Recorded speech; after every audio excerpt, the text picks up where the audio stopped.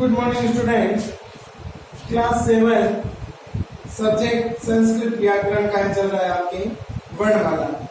तो वर्णमाला में अब तक आपने पढ़ा कि वर्ण, सबसे पहले आपने पढ़ा वर्ण, उसके बाद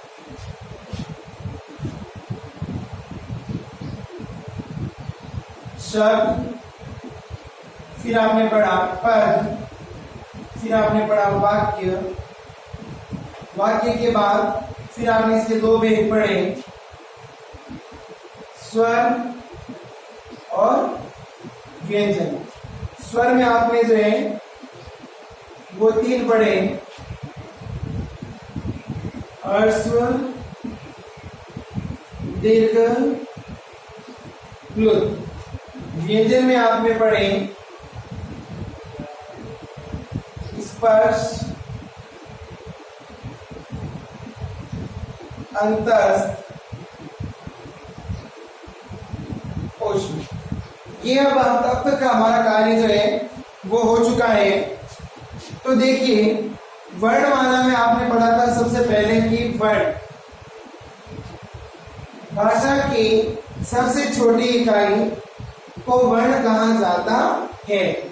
फिर आपने पढ़ा वर्ण 2, फिर आपने पढ़ा कि वर्णों के सार्थक मेल को या समूह को शब्द कहा जाता है। शब्दों के साथ जब कारक चिन्हों का प्रयोग हो जाता है तो वे पद कहलाते हैं, और जब पदों का सही क्रम होता है, या कह सकते हैं कि पदों के सारगर्भित या उचित क्रम को वाक्य कहा जाता है, जिसके द्वारा हमें किसी कार्य का या बात का हमें पूर्ण ज्ञान हो जाए। फिर आपने वर्ण में स्वर और व्यंजन पढ़ा। स्वर पढ़ा दीर्घ, अर्थात कि ऐसे वर्ण जिनका उच्चारण करते समय कम समय लगता है, ह्रस्व कहलाते हैं। इन्हें मूल स्वर भी कहते हैं, और ये 5 होते हैं, जैसे अ, ई, उ, री और री। ये आपने पढ़ा। फिर आपने पढ़ा दीर्घ, जिन स्वर वर्णों का उच्चारण करते समय हर्ष स्वर की अपेक्षा दुगुना समय लगता है, वे दीर्घ स्वर कहलाते हैं। फिर आपने पढ़ा प्लुत स्वर, जिसमें आपने पढ़ा कि हर्ष और दीर्घ दोनों से तिगुना समय लगता है, वो आपके प्लुत स्वर कहलाता है। फिर आपने व्यंजन पढ़ा। व्यंजन का अर्थ है वे वर्ण जिनका उच्चारण स्वरों की सहायता से होता है, व्यंजन कहलाते हैं। और स्वर का अर्थ है जिनका उच्चारण स्वतंत्र रूप से होता है, किसी की सहायता नहीं लेनी पड़ती। फिर व्यंजन में पढ़ा आपने स्पर्श व्यंजन। स्पर्श व्यंजन में आपने पढ़ा कि जिन व्यंजन वर्णों का उच्चारण करते समय हमारे हृदयस्थ अंतस्थ वायु या प्राण वायु मुख विवर के विभिन्न अंगों को स्पर्श करती हुई बाहर आती है, उसे हम स्पर्श व्यंजन कहते हैं। फिर आपने अंतस्थ व्यंजन पढ़ा। अंतस्थ व्यंजन में आपने पढ़ा कि जिन व्यंजन वर्णों का उच्चारण करते समय हमारे फेफड़ों पर एक दबाव बना रहता है और हमें सांस लेने में तकलीफ होती है, ऐसे वर्णों को हम अंतस्थ व्यंजन कहते हैं, जैसे यार, अलावा। और ऊष्म व्यंजन का अर्थ है कि जिन व्यंजन वर्णों का उच्चारण करते समय मुख विवर से गर्म वायु प्रवाहित होती है, वह आपके ऊष्म व्यंजन कहलाते हैं, जैसे श, श, स और ह। ये आपने अब तक पढ़ा। अब हम बात करें कि वर्णमाला में वर्णमाला के वर्ण कितने हैं। तो देखिए,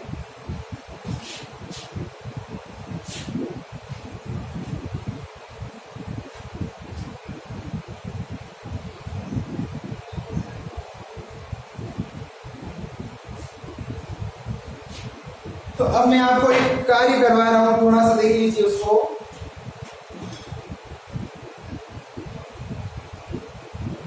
संस्कृत भाषा की वर्णमाला में कुल वर्ण। अब हम कुल वर्णों की बात करें तो देखिए, सबसे पहले आता है आपके स्वर। अब स्वर कितने हैं तो देख लीजिए, हर्ष स्वर, फिर आपके आता है दीर्घ स्वर। क्लुत को जो है वो नहीं गिना जाता क्योंकि वो केवल उच्चारण में प्रयोग होते हैं। तो देखिए हर्ष स्वर हो गए आपके 5, फिर दीर्घ स्वर ये हो गए आपके 10। अब आप क्या करें व्यंजन। व्यंजन में सबसे पहले स्पर्श व्यंजन। स्पर्श व्यंजन हो गए आपके 25। फिर आपके हैं 38।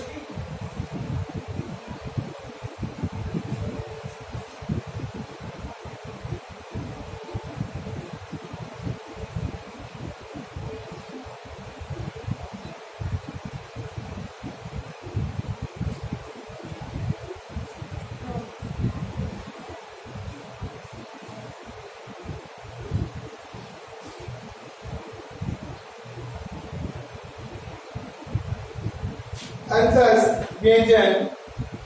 अंतस्थ व्यंजन में आपके यार अलावा होते हैं तो वो हो गए आपके 4। फिर आपके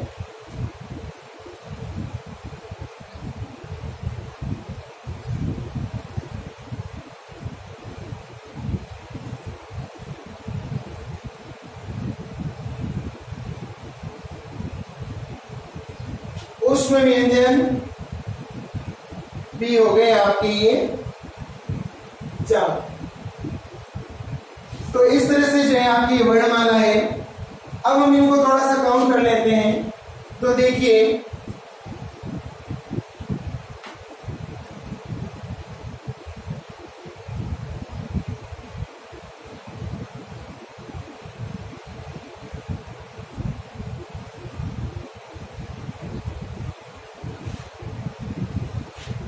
संस्कृत भाषा में वर्णों की कुल संख्या 48 मानी गई है। कतिपय विद्वानों ने अलग अलग मत हैं। तो कई विद्वानों ने 46 बताए हैं, किसी ने 52 भी बताए हैं। लेकिन ऑथेंटिक संस्कृत भाषा में हम कह सकते हैं कि वर्णमाला में कुल वर्णों की संख्या 48 है। जैसे हर्ष स्वर 5 हो गए जिनको मूल वर्ण कहा जाता है। फिर दीर्घ स्वर 10 हो गए जिसमें कि आपके विसर्ग और अनुस्वार भी सम्मिलित हैं। फिर आपके व्यंजन वर्ण में स्पर्श व्यंजन क च ट त प ये पांचों वर्ग के 5-5 करके 25 हुए। अंतस्थ व्यंजन 4 है आपके यार अलावा और ऊष्म व्यंजन 4 है श श स और ह। तो कुल मिला के 48 वर्ण जो है वो संस्कृत की वर्णमाला में माने जाते हैं। अब आप इसको थोड़ा सा नोट डाउन कर लीजिए। कल जितना कार्य किया था उसके आगे डेट मेंशन करके और आज आप जो है ये सबसे पहले ये कार्य कीजिए, फिर हम आगे कार्य करेंगे।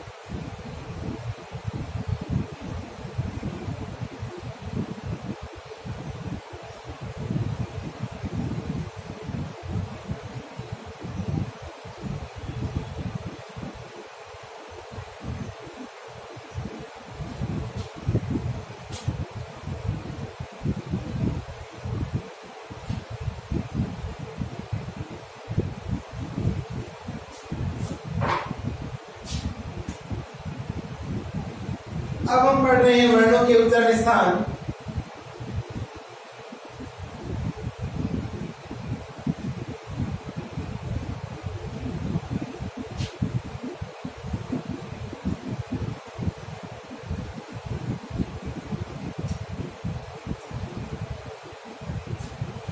तो देखिए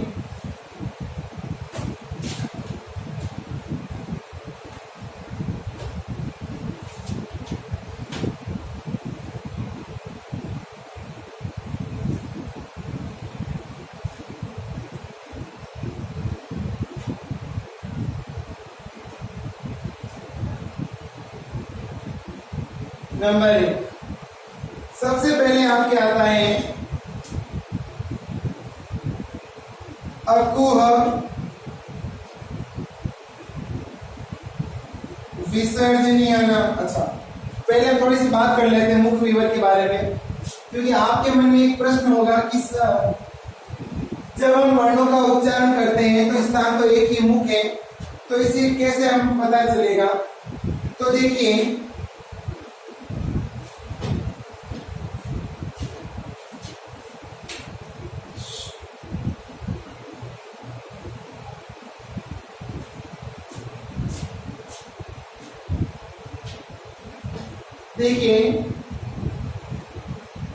मुख के भीतर 8 प्रकार के उच्चारण स्थान है। मुख विवर में या मुख के भीतर 8 प्रकार के उच्चारण स्थान है। तो सबसे पहले हम यहाँ पर एक थोड़ा सा एक चित्र बना के समझ लेते हैं इसको।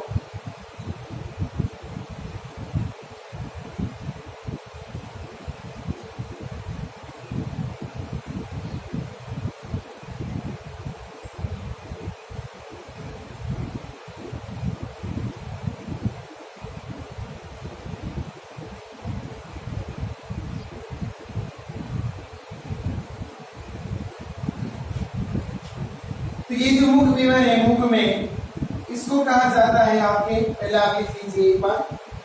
सबसे पहले है नंबर 1 और वो है उरस या उरह या हृदय। फिर नंबर 2 है कंठ। नंबर 3 मूर्धा। नंबर 4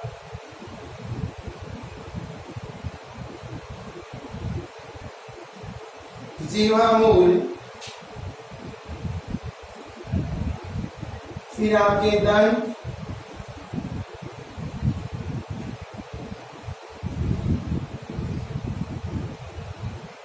नासिका।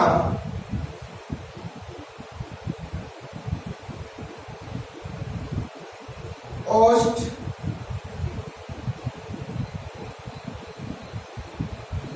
और तालु। ये आपके जो है 8 मुख विवर के भीतर उच्चारण स्थान माने जाते हैं। सबसे पहले हम अगर बात करें तो ये जो हमारे इधर फेफड़े बने होते हैं, ये होता है आपका नंबर 1 उरस।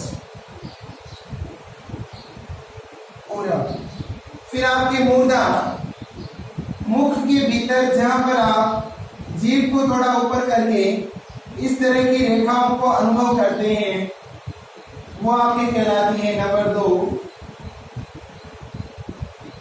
मूर्धा। फिर आपके नंबर 3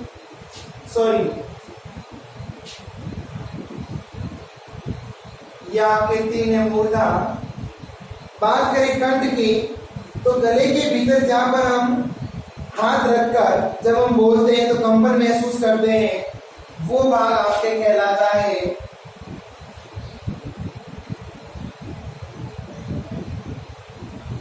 कंठ। फिर जीवामूलम, कंठ से थोड़ा ऊपर जहां से जीभ का निर्माण या जीभ की संरचना प्रारंभ होती है वह आपके कहलाती है जीवामूलम।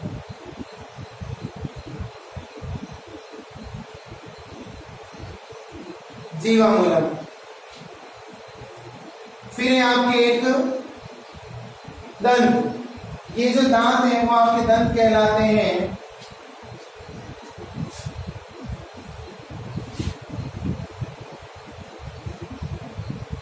दंत। फिर नासिका,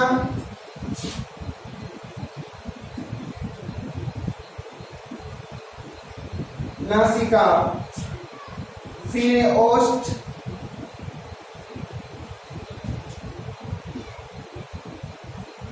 और फिर है तालु।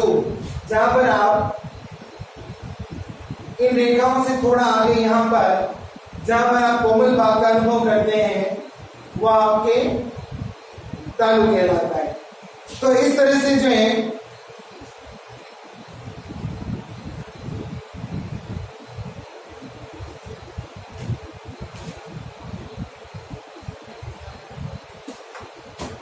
ये आपके जो है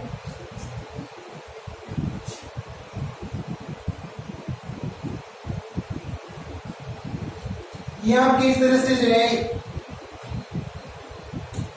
मुख विवर के भीतर जो है उच्चारण स्थान है। तो देखिए जैसे उरा हृदय, फिर है आपके नंबर 2 कंठ, फिर नंबर 3 मूर्धा, नंबर 4 जीवामूलम, नंबर 5 दंत, नंबर 6 नासिका, नंबर 7 ओष्ठ और नंबर 8 तालु। ये आप एक बार जो है वो नोट कर लीजिए, फिर हम आगे बात करते हैं।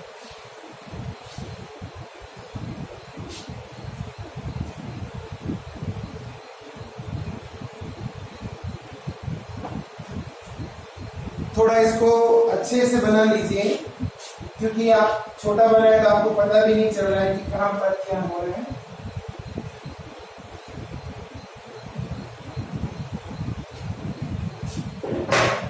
देखिए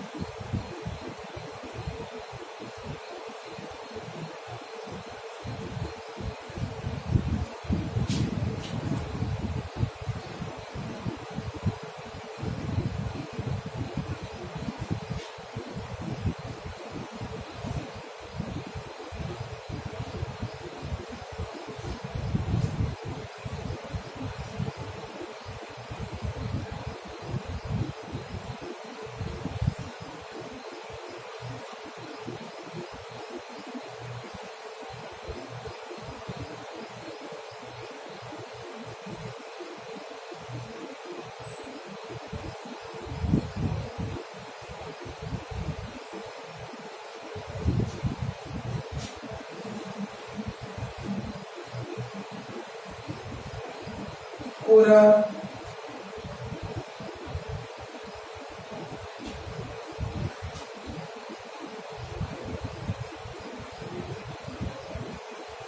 कंठ,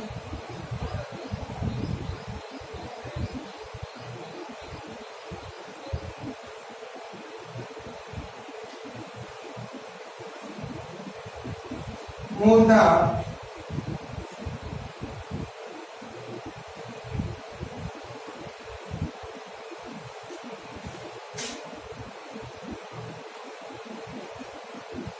जीवामूलम,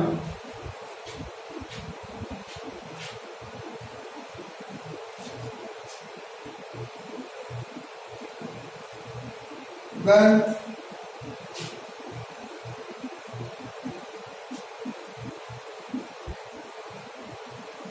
नासिका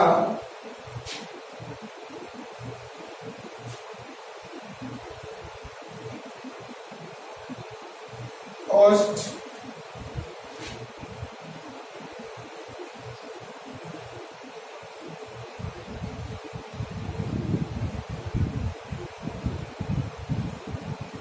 तन।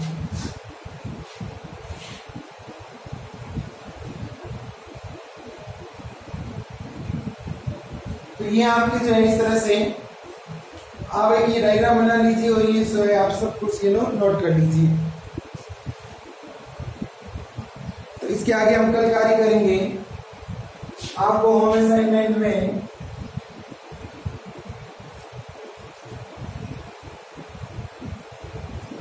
उच्चारण स्थान लिखिए, केवल ये कार्य आपको घर से करके लाना है। तो आज की डेट मेंशन करके और आप ये कार्य जो है सुंदर लिखावट में करें। और ये डायग्राम आप चाहें तो बना बनाया मिलता है बुक शॉप पर, वहां से लाकर आप पेस्ट कर सकते हैं और फिर आप ये नाम लिख सकते हैं और चाहे तो आप स्वयं भी बना सकते हैं। धन्यवाद।